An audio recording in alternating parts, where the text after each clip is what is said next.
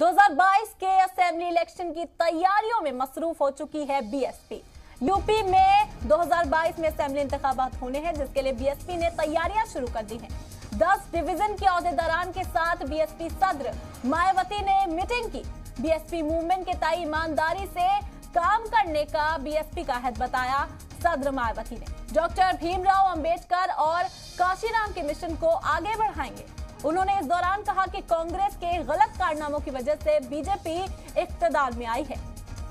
मायावती ने मुल्क में गरीबी, महंगाई, तनाव और तशद्दुद के मुद्दों को उठाया।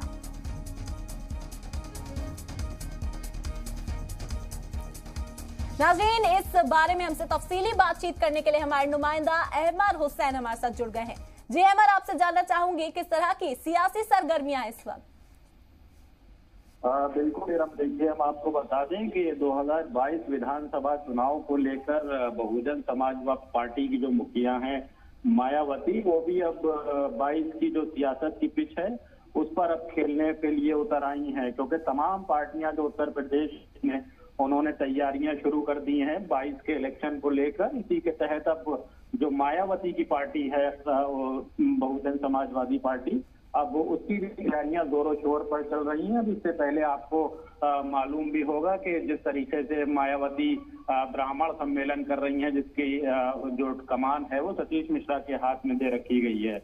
अब मायावती खुद ही इसको खासतौर से जो 2022 के चुनाव हैं उस पर अब नजर रखे हुए हैं और तमाम तरीके के कार्यकर्ताओं को वो खिताब कर रही हैं, मीटिंग कर रही हैं और निर्देशित कर रही हैं कि बूथ स्तर पर कैसे वोटर्स को इकट्ठा की और कैसे बीएसपी की तरफ जो उत्तर प्रदेश की जनता का वोट है उसको मोड़ा जा सकेगा। तो उसी को लेकर अब तमाम तैयारियां हैं और मायावती भी अब अपनी पार्टी को बढ़त दिलाने के लिए कहीं ना कहीं 2022 के चुनाव में संजीदा दिखाई देने लगी हैं। जी, आपसे ये भी जानना चाहेंगे कि तमाम तरह की छोटी पार्टियां भी इस वक्त यूपी इंतखाबात की तैयारी कर रही हैं। इस बीच बसपा की वापसी, कितना इसका अंदाजा लगाया जा सकता है?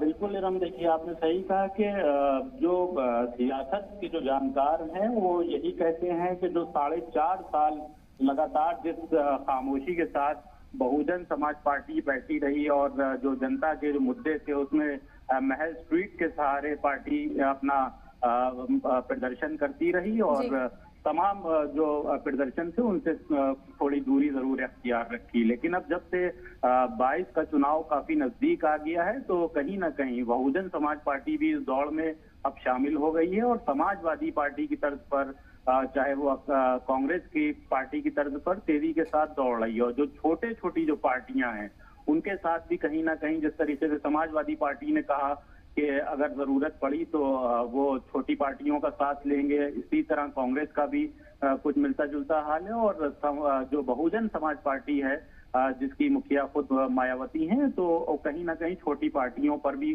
जो उनकी एक निगाह है और जरूरत पड़ने पर हो सकता है कि वो उनको अपने साथ ले सके। जी, अब तो ये आने वाला वक्त ही बताएगा कि कितने फायदे और नुकसान में रहेगी बसपा। बहुत बहुत शुक्रिया अहमर आपका, हमें ये तमाम मालूमात देने के लिए।